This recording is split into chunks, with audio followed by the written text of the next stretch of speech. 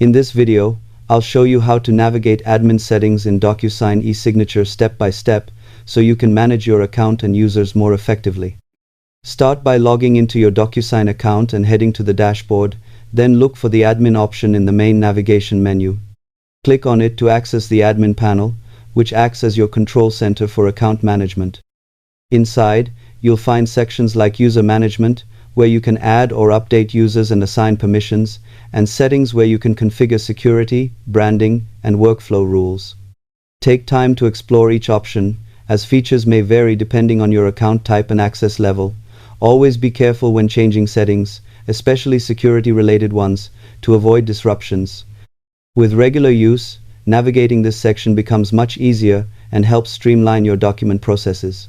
Subscribe for more simple tech tutorials.